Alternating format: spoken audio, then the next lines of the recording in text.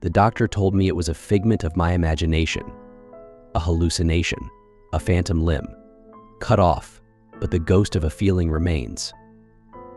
The doctor tutted and prescribed me a different pill. I've lost count of how many pills I've tried. There was the yellow one, and the red and white capsule, and the green one. They have succeeded in giving me incontinence, nausea, and hair loss, but they haven't taken my girl away. My doctor told me to talk about it, to tell people. Who the hell am I supposed to tell something like this? My last friends abandoned me when Sylvia left. It's late here, and I guess I should get to it then. But the issue is, where does one start when there is so much to tell? At the beginning, I suppose, it's always a good place. We thought we'd had it made when we moved into the suburbs. We had well-paying jobs. Fluke or competence had saved us when the waves of cuts hit around 2010.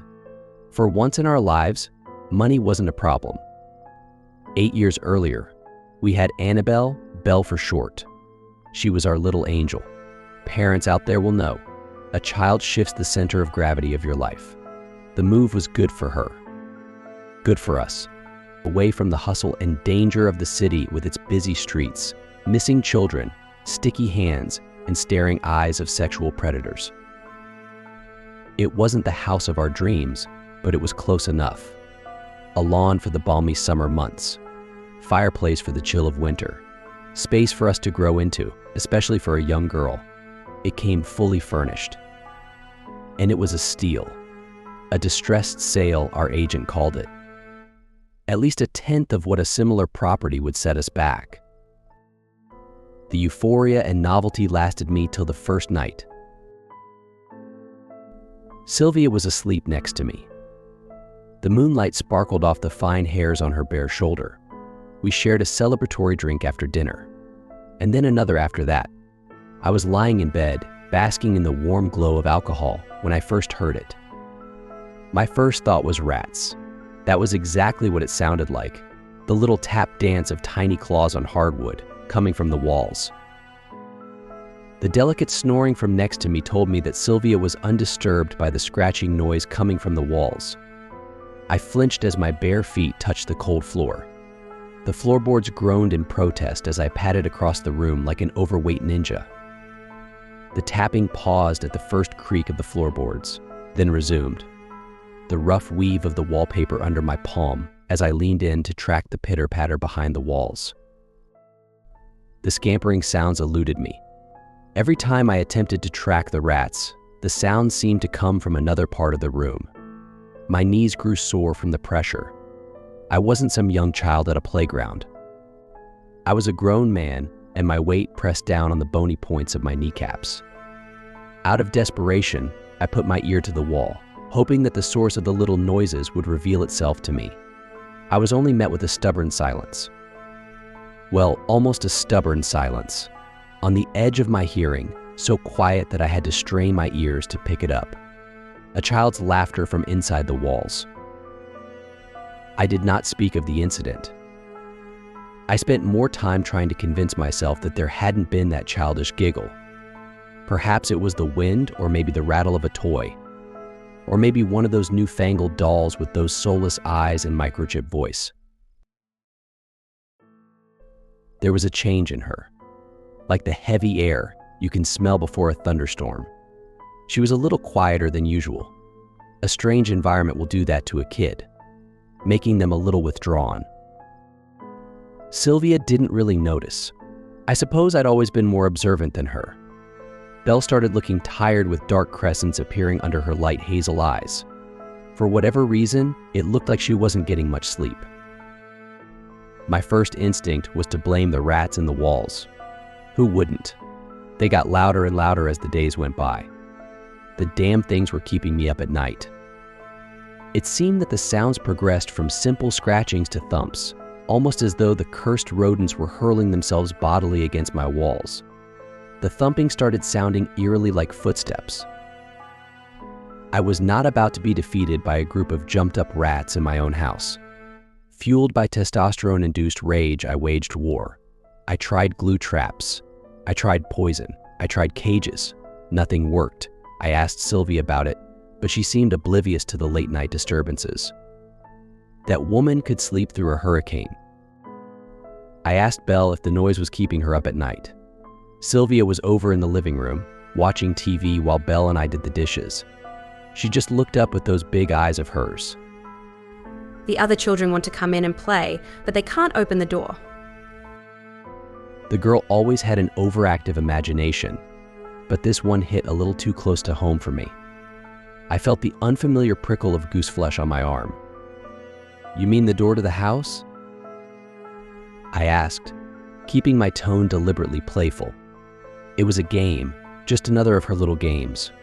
I had imaginary friends at that age. Why should my own child have been any different? "No, Daddy, the door behind the cupboard." We were up in her room.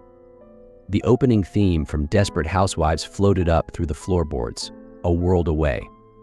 I thought I'd humor my little girl, but there was something deathly serious in her tone that I could not shake. I reached back around the standalone wardrobe and felt nothing more than the smooth paint on the wall. "There's no door here, honey." "Look closer, Daddy." I held up my cell phone for light, still playing along. There was something strange in that palm width of space between the cupboard and the wall. A discoloration of the wall, perhaps, something darker in the shade of the wardrobe. The hard edges of the wardrobe bit into the soft flesh of my fingers. I put my back into it, and the piece of furniture gave ground grudgingly. And there it was, a door behind the wardrobe, just as Belle had said. Not any door, though. I ran my fingers over the smooth surface of the wall, just a painted one. So convincing were the brush strokes on the door that I had to touch the wall again to tell myself that it wasn't real. "How'd you know this was here?" "The other children told me." "From school?" As far as I knew, she hadn't brought friends home before. "No, Daddy. The children from behind the door." I looked into her tawny eyes, hoping to spot some twinkle of mischief there. There was nothing there but an innocent earnestness. I lay in bed that night, studying the cracks in the ceiling. My heart pounded hard in my chest, a heavy bass line above the distant rumble of the heating. My daughter's words had unsettled me in a strange way I could not pinpoint. It felt off somehow, like a surrealist painting, one tiny detail throwing my carefully ordered world into disarray. I took deep breaths, trying to drive away that strange tight fear in my chest. The odd painted door. Maybe a mural of some sort? Why was it still there when the room had been so clearly repainted? The thumping of the rats in the walls sounded so much like little footsteps. "The children from behind the door," she said. I rubbed at my forearms vigorously, trying to press the goosebumps back down into my skin. That's when the thumping started again. Not rats, I realized. Not rats at all. Footsteps, the light bounce of a child. I crept up to my wall again, pressing my ear against the wallpaper. There was laughter there, soft and faint. Not the laughter of a single child, children. Their happy footfalls beat a rough drum beat on the wooden floor. There was someone else in there with my daughter. My heart jumped. I felt the chill in my veins as I rushed out of my room and tore down the corridor. The silvery light of the moon shone through the window. It gave everything an odd, flat look without contrast. Belle's room was only a few feet from the door to our bedroom, but my chest heaved with deep, body-shaking breaths. I could still hear them faintly through the door, the thud of feet on the floor. I steeled myself. It was nothing. Sound traveled strangely through these old houses. Echoes, maybe. She was just talking to herself in her sleep. The stress of moving, perhaps. Suitably calmed, I turned the doorknob slowly. There was a conspiratorial shush from the other side of the door, and silence descended like a shroud. I gave the door a gentle push. The room was dark and quiet. The moonlight crept into the room. My daughter was standing there, just behind the door, a still figure against a dark background. The shock took the strength from my legs. I backed away a little quicker than I meant to. She just stood there, swaying slightly. Thin white crescents showed from under her hooded eyelids. Her lips were moving, almost soundlessly. I leaned forward, straining to make out what she was saying. It slowly became clear. One sentence, over and over. All the doors are open now. All the doors are open. And from behind her, in the shadowed room, the quiet click of a door shutting. Belle didn't recall a thing the next morning. She could sense my frustration and fear as I quizzed her about the night before. Dark circles framed the puzzled eyes on her pale face.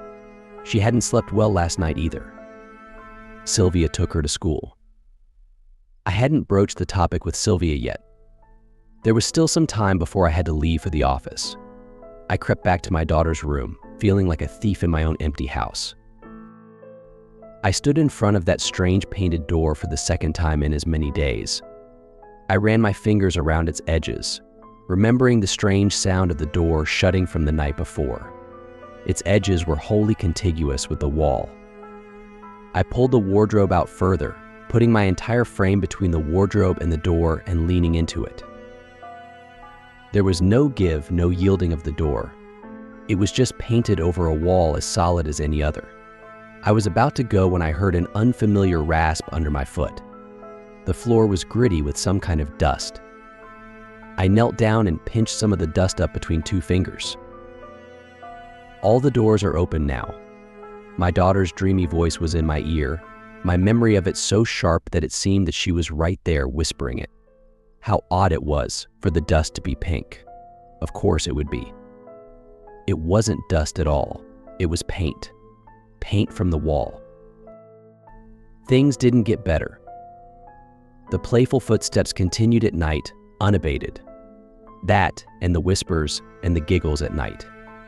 Whatever was in my daughter's room toyed with me. It never let Sylvia hear it. I would stay up, waiting to wake my wife up just in time to hear it, only to be met with a stubborn silence. Trickery wouldn't work either. We stayed up late to catch a DVD long into the small hours of the night, but the house remained quiet. The laughter from the next room was always tantalizingly distant. The happy sounds of children at play as though from a great distance. Too great a distance to be in the room next to mine. Belle was in high spirits, but she was wasting away. Sylvia hadn't noticed it yet, but I felt it in the sharp bones of her shoulders pressing into my arms when I hugged her, or her skinny arms that I could almost encircle with my thumb and forefinger. I received an email from her form teacher mentioning that Belle still wasn't integrating well at school. He said that Belle was perpetually tired in class and Belle had blamed late-night games of tag and hide-and-seek with her friends for her tiredness. "You need to exercise more control over your girl," is what he said. I had to know what was going on. Sylvia was already asleep. The nightly visits hadn't started yet. I slid into Belle's room silently, an open packet of flour in my hand. I scattered it all around the floor, taking care not to step into the flour myself. I lay back in my bed with a sigh, waiting for the sounds to start. Sleep took me unexpectedly, but what little I had was fitful and restless. I woke with a snort at first light.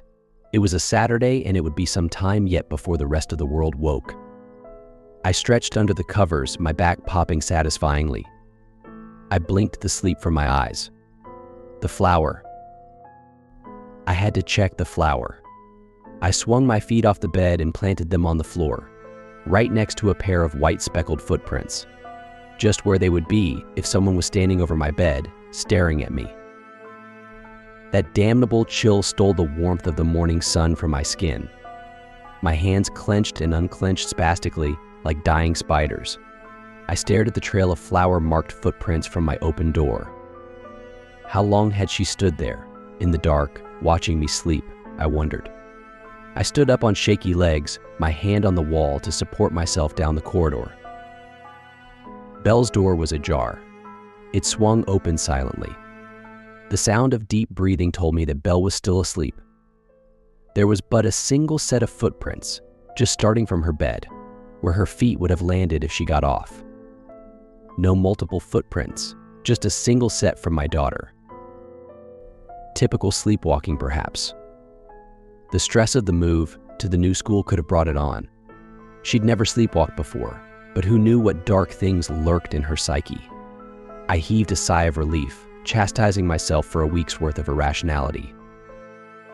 How reassuring the illusion of normalcy in our lives is, and how quickly it shatters, not with a roar or a flash, but with something simple. Something simple like my daughter's shoe, bouncing off my toe as I tried to leave the room, flipping once, twice, and coming to rest next to a hollow in the flower on the floor. The size, the shoe, the prints. It didn't fit. It didn't match. Whatever had gotten off the bed had stood next to me the night before. It wasn't Belle. After that cruel prank, the noises at night returned unabated. The strangeness started to leak. The night was no longer its sole province. I was waiting for Belle outside the upstairs toilet another Saturday morning when I heard the familiar taunting voices start up over the sound of the shower. A chorus of children's voices, saying something with a strange cadence, a chant almost. Stay, they seemed to say. Stay, stay, stay. They were in there. There was no way for them to escape. I found the door unlocked.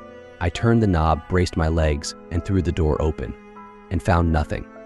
Hot water still gushed from the shower head. Steam billowed out into the cooler air of the corridor. No one was there. I'd seen her go in. I would have wagered my life on it. And yet she was gone. The giggling started again, coming down the corridor, mocking. Her room. I bolted down the corridor. I found her there, a towel wrapped around her bare body, staring at me with cold mirth from her bed. Her dripping hair had left a trail of water on the wooden floor. A trail led to the wall with the painted door. I felt her eyes trailing me as I left the room. I shut the shower off, looking for how my daughter and the voices had escaped the tiny toilet. It took a minute. Like the picture with the young lady who turned into an old crone, the answer was right there in front of me. Sketched out between the tiles in front of me, in bold strokes of dark mildew, was the vague outline of a door. It was another sleepless night. I thought long and hard about trying to explain everything to Sylvia. It sounded crazy. There were doors in the walls, doors that our daughter had walked through, doors letting something strange into our house, something that wanted her to stay. The thought lingered in the back of my head like a suppurative scab, itchy and red and raw. Sleep would not come easy. I was contemplating a little chemical assistance to aid me along my way when I grew aware of a soft sliding sound. Movement caught my eye. I saw a slim figure slowly shuffle by the door to our bedroom. Belle? I called out to her softly. She didn't break a step. And what a step it was, a stiff-armed and stiff-legged march down the corridor, her feet scraping over the wooden floor. Belle. I called out a little louder. There was no response. I got out of bed and tiptoed to the door. The door to the toilet clicked shut softly. I followed. The lights revealed an empty corridor. The toilet door yielded with a squeak of complaint. The silence was thick and cloying. It seemed that no sound would carry through the air. The light clicked to life in the toilet, and shadows leapt and danced with its first few flickers. The shower curtain swayed. The draft I had left in when I opened the door, I told myself. It did not help. I chided myself for my childish fears, but the flutter in my gut remained. I yanked the curtain aside roughly, my other hand balled into a fist to protect myself. From what? My own daughter? Nothing awaited me on the other side of the curtain. Nothing but that strange outline of a door etched out in lines on the tiles. I heaved a sigh of relief. Perhaps the lack of sleep was getting to me, my fears spilling over into waking dreams. The calm was short-lived. I heard another door slam shut. Downstairs, a series of childish titters carried up through the floorboards. I bolted downstairs. Again, the lights revealed nothing, almost nothing. The huge throw rug that had come with the furnished house had been tossed aside. There, hidden under it, was another door, scratched into the parquet flooring. I felt sick to my stomach, thinking of the days we'd spent on the couch, with our feet on that hideous thing. I ran my fingers around the thin grooves of the scratch marks. The door felt cool to the touch, cooler than the surrounding wood. The same feel of a front door, guarding against the winter chill. Whatever it was that the door guarded against, it was cold. Very cold. The laughter started again, taunting, mocking. I heard the creak of my daughter's footsteps on the stairs to the basement. The light of the living room seemed to shy away from the depths of the basement. I could make out Belle's outline, just where the light of the living room met the darkness of the basement. The light switch was at the foot of the stairs. The steps sang under my weight. Belle didn't turn around. I reached out to grab her shoulder. Her bony shoulder was icy cold. I pulled her towards me. I could just nearly see her face. Something blotted out the light. I blinked at the silhouette at the top of the staircase. Daddy, why are all the lights on? Belle's voice. Oh God. Belle was at the top of the stairs. I felt the light caress of fingers on my hand. The girl in front of me, her fingers are on mine. Her voice was a hoarse whisper, as though forced from a throat long turned to dust. She's ours now. She giggled and twisted away from my grasp, vanishing into the dark. The dark space under the house suddenly filled with the pitter-patter of feet on the dusty floor. 2 pairs, 3 pairs, until it seemed that an entire legion of light feet was dancing across the floor. The sound was deafening in that confined space. I reached forward and thumbed the light switch, only to be greeted by silence and the slowly settling dust.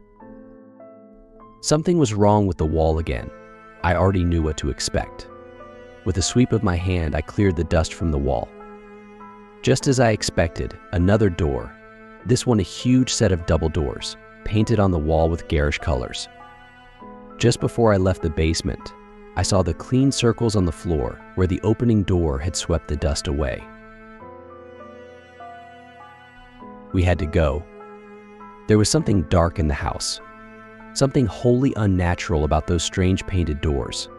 I sprinted up the stairs. Grabbed some clothes I told Belle as I passed her. I did not stop to see if there was a shred of understanding in her blank eyes. She turned and followed me silently upstairs. I shook Sylvia awake roughly. 4 weeks to the day we moved in and we were fleeing our own home. She blinked the sleep from her eyes. In hushed tones, I tried to explain the situation to her. The painted doors. The sounds of the children. The danger we were all in. Her expression slowly changed from sleepy bewilderment to one of disbelief and annoyance. She told me that I was overreacting, that the stress of the move and our job was taking its toll on me. We would talk about it in the morning, she said, and get help from a doctor if we needed to. I grew increasingly agitated at her apathy. I begged her to humor me for just one night, for our family to shift to a motel for a single evening. Our conversation grew heated. All this was cut short when Belle reappeared at our doorway. Her hair was wild, her eyes burning with some inner fire. You should go now. All the doors are closing soon. I must stay with them. Her voice was toneless, the flat delivery of an atheist reciting a litany. Sylvia gaped. Having her daughter acting as strangely as her husband tipped her over the edge. Weeping, she rushed forward and held Belle close to her. You're not going anywhere. This isn't real. Daddy's sick and he's made you sick too. You and I will get away from here and we will get away from Daddy. Those words felt like physical blows. I felt sick. My wife started pulling at Belle's hand, trying to move her. Belle stood fast and there was nothing my wife, with her advantages in strength and weight, could do to shift her an inch. Sensing their prey about to evade them, the things in the house grew restless. Our room was filled with the sound of feet on the floor, the sound of little feet running up and down the corridors. With a squeak, Sylvia pulled the door shut and leaned against it. The door shuddered on its hinges as unseen things flung themselves against it. Unsuccessful, the house grew silent. Sylvia stared at the doorknob. I shook my head, stepping off the bed. I had just gotten onto my feet when a new horror showed itself. Our wall was stretching, distending like a boil, bulging obscenely towards us. There was a door in our room, under the wallpaper. It had been here all along. Sylvia began to sob, big hiccuping sobs of fear. We heard the tearing sound of the glue ripping off the walls. The blister on the wall took shape. I saw the hard edge of the door pressing, straining against the wallpaper. And behind that, the sharp points of fingers pressing against outwards. Many, many pairs of hands. And then a rip. A pale finger burst through the thick wallpaper. It hooked downwards and began to tear at the fabric. Sylvia and I were transfixed by the sight, paralyzed by fear. Sylvia screamed as Belle tore herself free from her mother's grasp. Belle took a step forward and placed her hand on the light switch. At that moment, I saw my daughter again, for the last time. Her eyes sparkled with tears. Don't look. You don't want to see them. I love you. With a flick of her wrist, she plunged the room into total darkness. The sound of the wallpaper ripping was very loud. The temperature in the room fell. It felt larger somehow, that we weren't in the bedroom of our home anymore, but in some vast and empty space. A chill wind blew, and it smelt of dry dust. When the wind died down, we were alone in our room. Our girl was gone. What is there left to say after that? We did what we could. We moved into a motel. The police came. They looked for prints. They asked questions. They took pictures. They broke down the walls behind the doors with their hammers. Nothing. The detectives came. They asked more questions. Hard questions, sometimes. They took me away for a while. The doctors came. They cajoled and counseled. They asked me about my parents, about our family, if I had ever hurt my daughter. The doctors found nothing wrong with me. The cops found nothing in my house. The detectives found nothing false in our story. They let me go. Sylvia and I stayed with her parents for a month. Belle's disappearance ripped a hole in our lives. We tried. Some things just don't heal right. Others don't heal at all. Things weren't the same. The split was amicable. We just drifted. No arguments, no fights. Just a slow death of the love that had once bound us. And what then? I came back here. There was nowhere else I could go. The first night was the hardest. The bedroom was out of the question. I spent the first night on the couch, hugging a bottle of Jack. It was midnight when the laughter woke me. They were still there in the house. Through the tinkling of the laughter, I could pick out just a single voice. A father never forgets the voice of his child. The doors were gone, but they were still there. She was still there. I'll stop here for the night. I can hear her again, and she sounds happy. For more chilling stories, like and subscribe.